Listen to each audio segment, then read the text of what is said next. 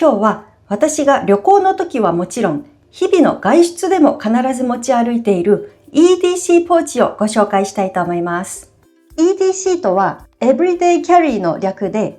Google とか YouTube で EDC と検索すると、災害時とか怪我をした時とかに使うようなサバイバル要素の強いものが多く紹介されているのですが、私の EDC ポーチはもっと普段の外出とか旅行で持ち歩くかなりお気楽な中身になっています。でもそんなお気楽なポーチでも持っててよかったと助かる場面が意外と多くって、結構お守り要素のある中身だと個人的には思っています。では早速見ていきます。まず私が使っているポーチをご紹介します。一番頻繁に使っているのがこのナラヤのポーチです。ナラヤはタイのプチプラのバッグのブランドです。小さいサイズなのにたくさん物が入って鏡もついているのが気に入っていて、何個か取り替えながらもう10年以上愛用しています。次がこのエスニックな柄のポーチです。これは大昔エティハド航空を利用した時にもらったアメニティが入っていたポーチです。エコノミークラスに乗ったんですけど、中東くらいまでの長距離便だとこのポーチの中にアイマスクとか靴下とか歯ブラシとか入ってたのが配られました。もう10年以上前にもらったもので、ただまだ現役で使えるんですけど、今もこういったポーチが配られているんですかね。飛行機に乗って配られるアメニティのポーチ、特にエコノミークラスのポーチは薄手のペラペラの生地なので、バッグに入れてもかさばらなくて気に入っています。ビジネスクラス用のアメニティだともっとしっかりしたポーチになってしまうので、 EDC ポーチにはなりにくいですね。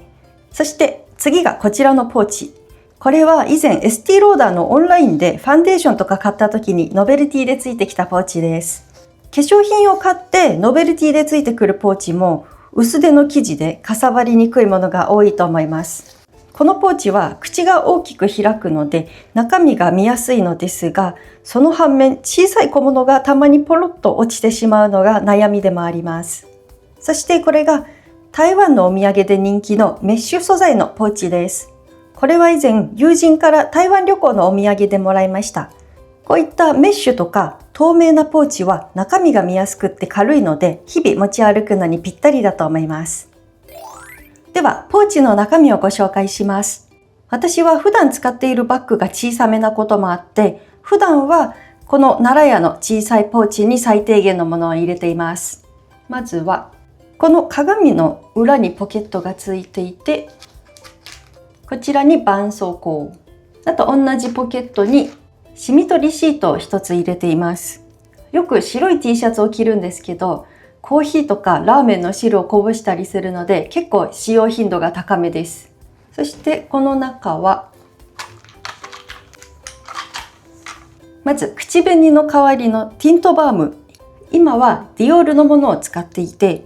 色持ちと保湿力はまずまずだと思います。そして色のつかない普通のリップクリーム。このニベアのオレンジのパッケージのものは UV カットタイプのものです。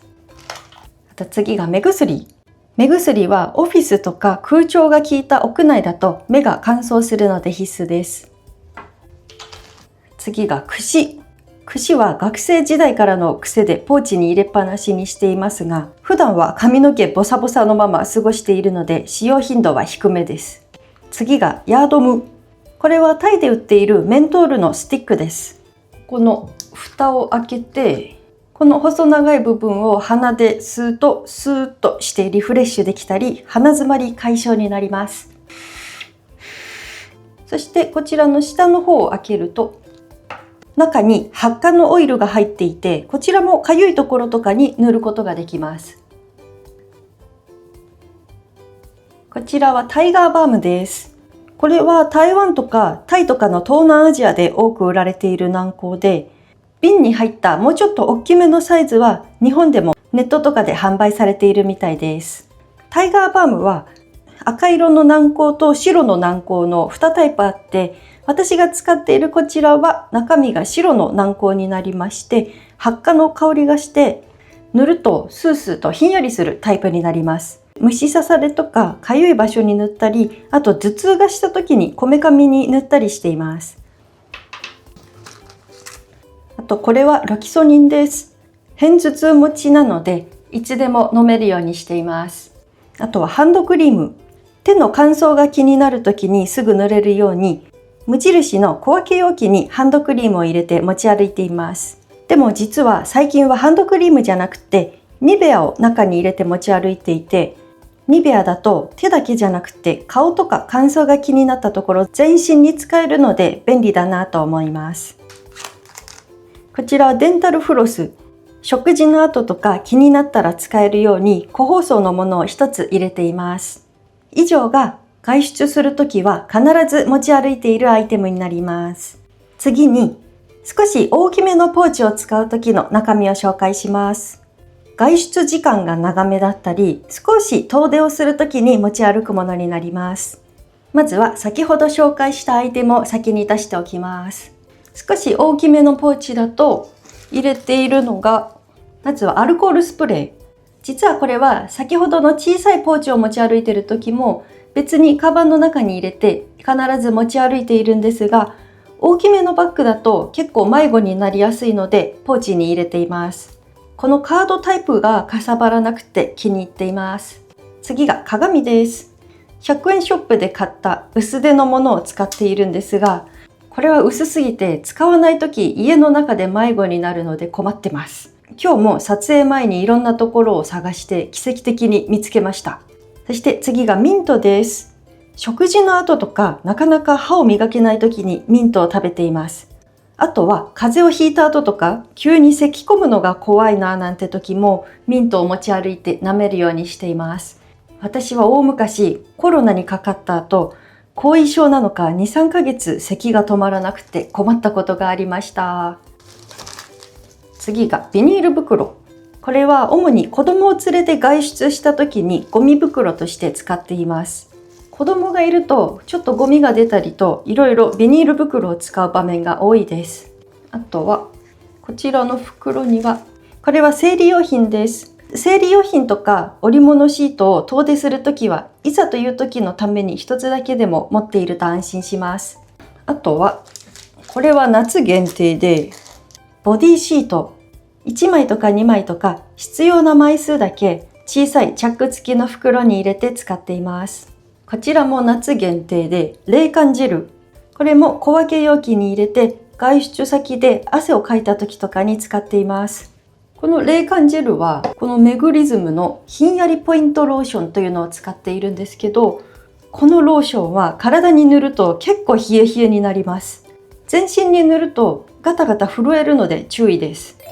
以上になります。今回紹介したアイテムの中でよく使うのはこの色付きのティントバームと、あとヤードムになります。色付きのリップは食事とかコーヒーとか食べたり飲んだりした後必ず使うのと、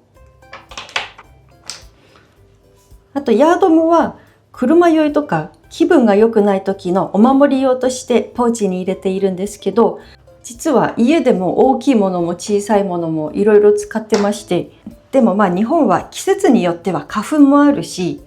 このヤードムは小さいので一つ持ち歩いていると結構便利です。それ以外でも私が外出先でストレスとか不安を感じやすいのが、やっぱり顔とか体の乾燥が気になる時とか、あと虫刺されとかで皮膚が痒かったり頭痛がする時とか体の不調がある時なので、このヤードムをはじめ、あとタイガーバームとかリップとか、あと他の保湿アイテムは必須アイテムになります。以上が私の EDC ポーチの紹介でした。